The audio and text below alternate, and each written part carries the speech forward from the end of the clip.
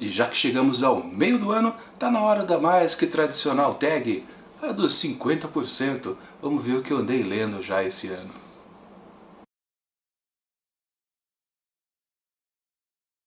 E vamos começar logo sem demoras. Quesito número 1. O melhor livro que você leu até agora, em 2018, obviamente. No meu caso foi Objeto Quase, de José Saramago. Minha primeira experiência com esse autor português. Vou confessar que eu tinha um certo receio de ler alguma coisa dele, porque ele tem aquela fama, né, de ser um pouco difícil de ler, tem uns textos um pouco cansativos, morosos. Bom, quando eu acabei lendo esse conto aqui, aliás, esse livro de contos, eu não tive essa impressão não. Na verdade, o Saramago tem até um texto leve. Sim, ele é diferente, diferenciado. Dá para perceber que ele não escreve como os outros, por assim dizer. Mas é de fácil leitura. Todo mundo fala que os romances dele são difíceis, mas eu acabei descobrindo que ele tinha um livro de contos. E claro, aqui no Matado de Livros a gente adora contos. É claro que eu fui começar pelo autor através de contos, que é uma coisa que eu indico para todo mundo. Se você quer conhecer um autor e tem receio de ler, por exemplo, um catatal que ele tenha publicado, vá atrás de contos que ele tenha escrito, porque aí você já fica sabendo com um pouco do jeitão dele escrever. Enfim, fui atrás de Saramago através de Objeto Quase e gostei dos 6 contos contidos aqui dentro. E curioso, né? Esse é um texto, aliás, um livro focado em tema, por isso que chama Objeto Quase, porque são objetos, a maioria dos, entre aspas, personagens aqui dessas histórias. Por exemplo, temos foco em cadeiras, em carro, em cemitérios. Na verdade, não é o protagonista da história que é um objeto, mas por causa de algum objeto é que os protagonistas daquelas histórias têm lá suas aventuras. Enfim, são histórias muito boas. Eu recomendo, se você ainda também tem receio de ler José Saramago, comece pelo seu livro de contos. Com certeza você vai ficar de queixo caído do jeitão que ele conta as histórias. Muito bom mesmo. Vamos ao 2. A melhor continuação que você leu até agora, em 2018. Bom, vocês vão até estranhar o que foi que eu escolhi de continuação, que é Quincas Borba, de Machado de Assis. Ué, vocês já devem estar se perguntando aí, isso aqui é uma continuação? Quincas Borba é uma continuação de alguma coisa? Sim e não. Na verdade é uma continuação de um personagem. Para quem leu antes Memórias Póstumas de Brás Cubas, que foi exatamente o livro anterior publicado pelo Machadão, vai saber ou se lembrar que lá um dos personagens contidos naquele romance das histórias do Brás Cubas era o seu amigo e filósofo Quincas Borba. Pois é um personagem que existia num livro anterior e Machado resolveu fazer o livro seguinte justamente focado na figura do Quincas Borba. Não, também não é isso, né? Para quem leu Quincas Borba sabe que não é bem isso também. E até tem um comentário no começo do livro, Quincas Borba, aquela famosa advertência que o Machadão colocava no começo de seus livros, né?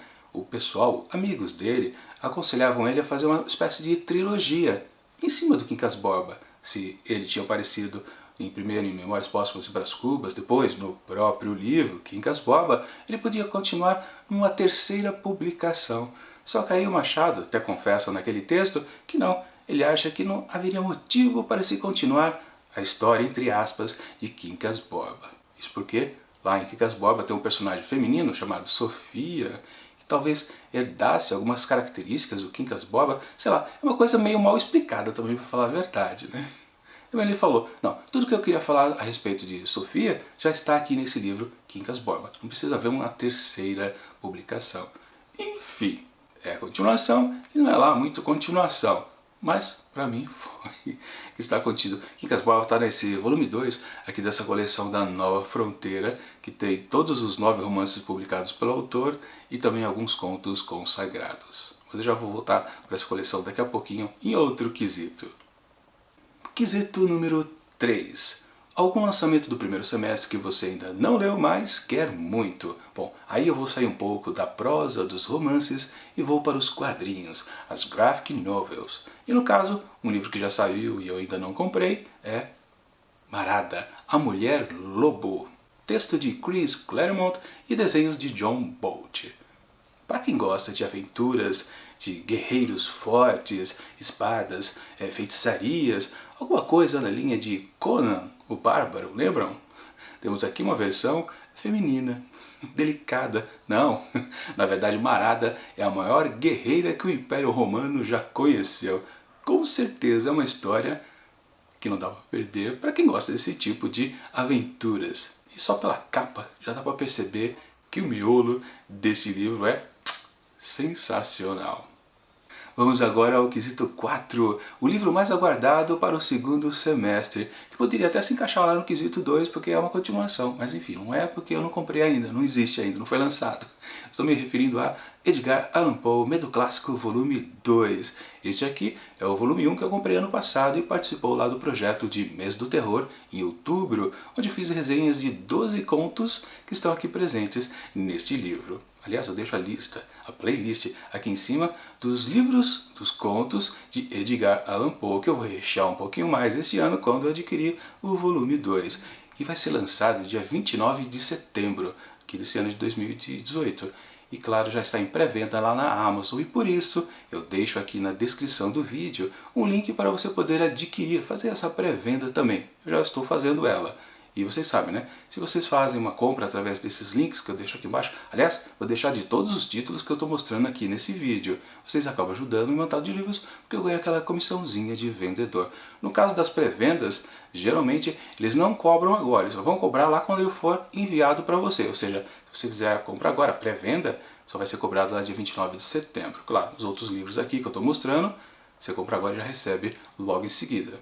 Mas enfim, é um texto muito aguardado, porque eu gostei muito de quase todos os contos aqui do volume 1. Realmente, Edgar Allan Poe é craque em fazer a gente sentir medo apenas dizendo como é o ambiente ali onde estão os seus protagonistas. Bom, isso é uma coisa que eu falo muito lá nas resenhas desses contos aqui. Dá uma conferida lá na playlist. 5. O livro que mais te decepcionou este ano. Com certeza essa foi fácil. Foi lá no comecinho do ano, foi em janeiro, no projeto de leitura de 12 clássicos nacionais aqui para esse ano. É um projeto da Trisha Estevão, né? Uma outra booktuber aqui bem conhecida do canal, né? Ela propôs a gente ler em janeiro A Escrava Isaura, de Bernardo Guimarães. E foi uma grande decepção. Eu esperava muito desse texto, achava que ele seria até muito crítico, exatamente à escravatura, né? Mas não é muito disso não. Na verdade, é uma história bobinha, romântica, que mais está preocupada com o romance do que falar alguma coisa séria sobre o período de escravidão aqui no Brasil. Male, quando ele volta ao assunto, ou começa talvez, né, ele está se referindo mais a problemas do personagem principal, tanto a escrava Isaura quanto o seu par romântico. Na verdade é um texto bem raso a respeito desse assunto. A gente pode dizer que mais ele é um texto abolicionista do que um texto que trata da escravidão, dos males que os negros sofreram nessa época. Ou seja, um livro, um texto, um romance decepcionante do começo até o fim. Principalmente também do jeito que o Guimarães resolveu narrar essa história. Ela parece muito com uma peça de teatro, não parece quase com um romance. As entradas e saídas dos personagens em cena realmente não me agradou em nada. Enfim, uma bola fora. Quesito número 6. O livro que mais te surpreendeu esse ano. Por incrível que pareça, é justamente um texto que eu fui muito crítico. Eu me refiro a Paixão segundo GH, de Clarice Lispector. Para quem já viu a resenha dele, está aqui em cima, já sabe que eu gostei de muitas coisas aqui nessa história. Principalmente pelo tom super arrastado que a autora gosta de desenvolver. Foi o segundo livro que eu li dela. Antes eu tinha lido A Hora da Estrela e ficou na mesma coisa, né? Praticamente um livro lá do fim da sua carreira com um mais do comecinho. E tá a mesma coisa, pelo menos em romances, ela é muito mais densa que nos seus contos. Já li muitos contos da Clarice, tá todos eles lá no projeto Contos do Meio-Dia. E lá sempre é mais fácil, por ser uma história curta. Talvez esse seja o problema da Clarice, né? Quando ela se mete a fazer um romance, ela fica muito mais pesada, mais densa, porque ela tem pouca coisa para trabalhar. Principalmente aqui em Hora da Estrela. É um momento específico, praticamente questão de 1 minuto, que a personagem está angustiada. 1 minuto não, talvez não tanto, né? Talvez alguns, meia hora, vamos dizer assim, que ela está ali em aflição e a gente tem todo o livro para sentir o que ela está lá passando. É um texto complicado, sim, é bom. E por que ele está nesse quesito de ter me surpreendido? Porque apesar de ser Clarice, com todo o seu estilo denso, pesado, mesmo assim é uma história que impressiona, é uma história forte, que até embrulha o estômago, como vocês sabem, né? Enfim, é esse livro para esse quesito aí. É um livro que me surpreendeu sim. Fazer o quê? Quesito número 7. Um novo autor favorito que tenha lançado um livro nesse semestre ou que você agora conheceu. Bom, é uma coisa meio estranha, mas vocês vão ver que eu estou me referindo ao autor, a Virginia Woolf, que eu conheci através desse livro aqui da coleção da Folha, em inglês com clássicos da literatura, no caso a história A Duquesa e o Joalheiro. Tem outros 2 contos aqui também dentro. Mas, na verdade, foi o primeiro contato com a autora inglesa. E curiosamente, na resenha deste conto aqui, eu falei que talvez tenha gostado um pouco dela, sim e não, em comparação justamente com Clarice Lispector, que a gente acabou de ver no quesito anterior.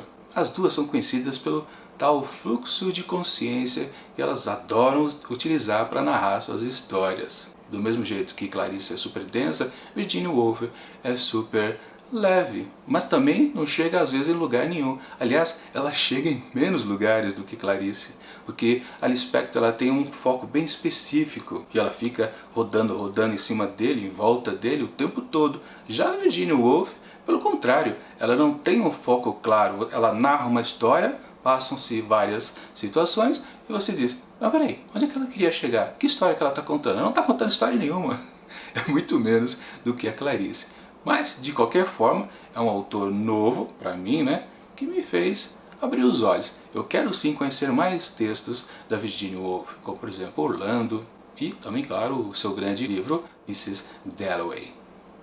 Opa, peraí, quesito 8. A sua quedinha por um personagem fictício mais recente. Que é isso?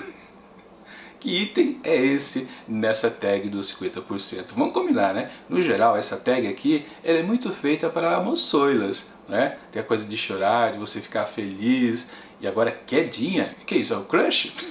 Eu não vou responder isso não. Mesmo que eu tenha até um livro bastante interessante, uma personagem interessante, que eu citei ali atrás, que foi Marada, a guerreira mais poderosa do Império Romano, né? Não vou responder isso não.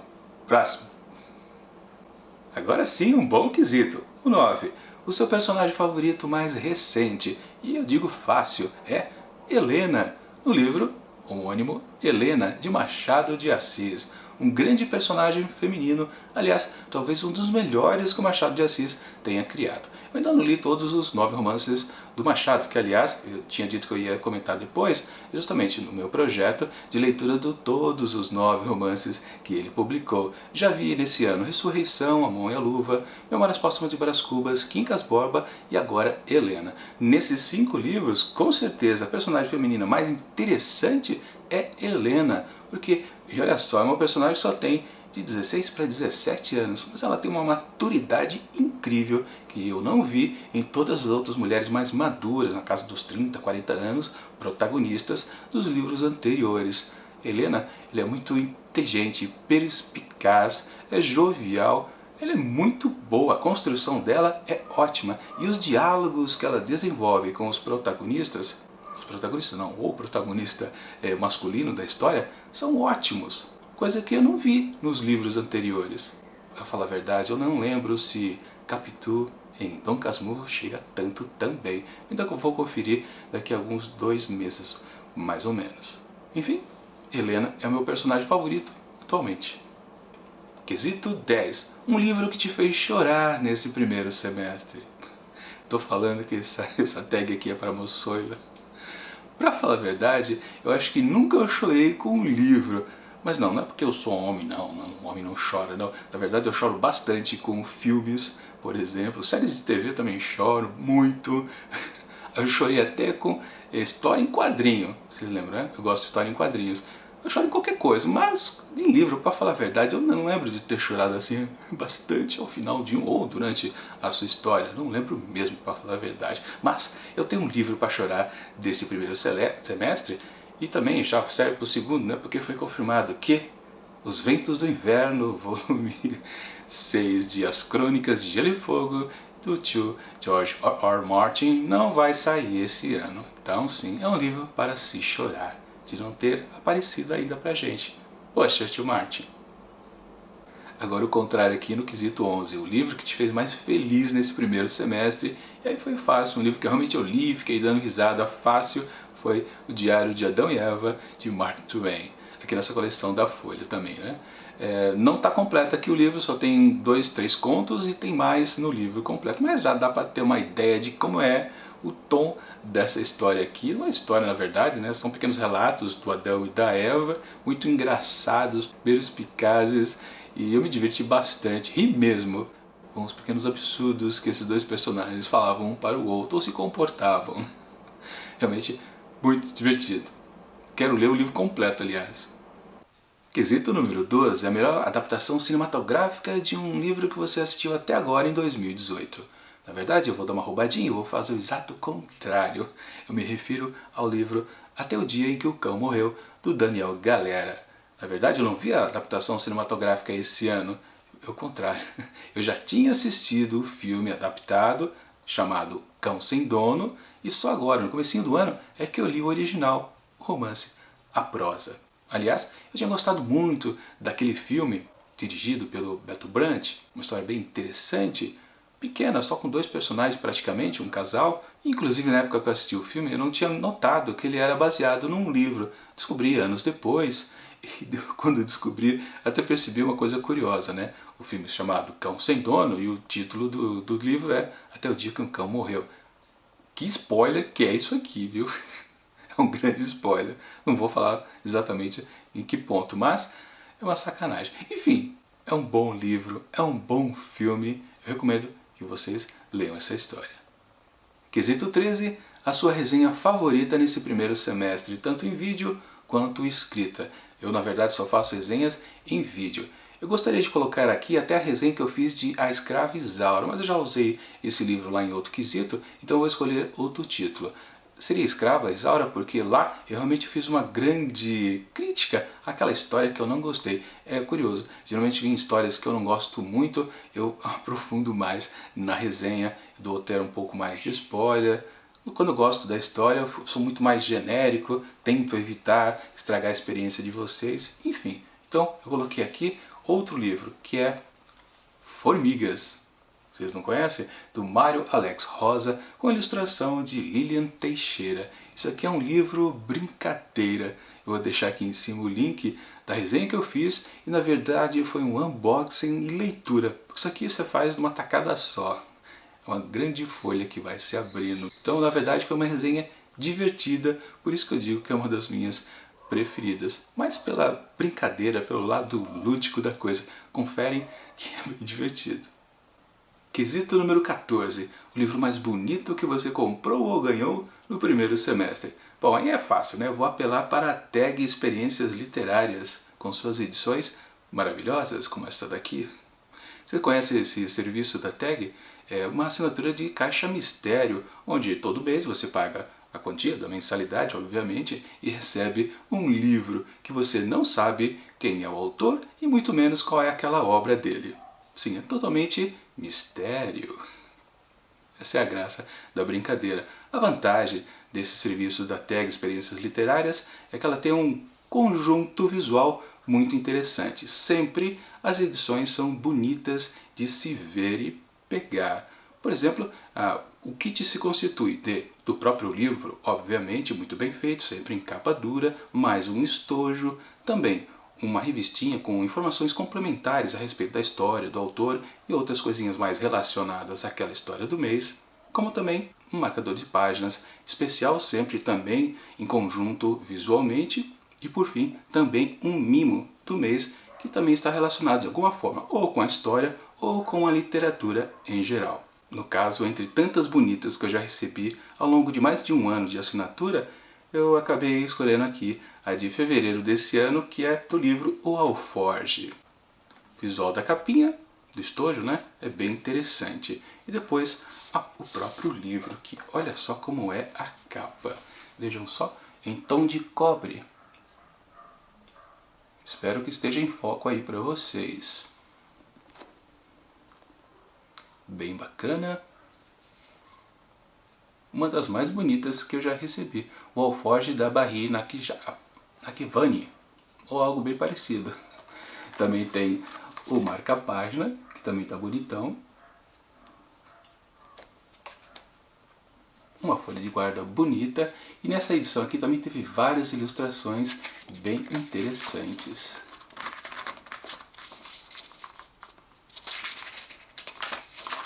Bastante mesmo. Mais do que a média, para falar a verdade. Acho que é por isso que eu acho uma das mais bonitas que já vieram pra gente. Mais outra. E mais outra. Sensacional. Para quem gosta de livros objetos, com certeza é uma boa para assinar. E claro, se vocês ficarem interessados em assinar a tag Experiências Literárias, que até tem duas linhas, a tag Curadoria, que é esse tipo aqui que eu mostrei para vocês, e também tem a tag Inéditos, que trabalha mais com best-sellers. Vocês podem se valer de um código que eu vou deixar aqui na descrição do vídeo. Quando vocês fizerem cadastros, vocês podem usar diretamente o link que eu estou mandando, ou então só o código promocional. Aí vocês acabam ganhando um valor de promocional, né, de R$35 para gastar lá na lojinha da empresa. Para comprar, sei lá, uma eco bag, ou então pequenas estátuas de escritores, vários itens bem interessantes, sempre também relacionados com literatura. Confiram lá no link. Porque para quem gosta de livro bonito, é esse o local.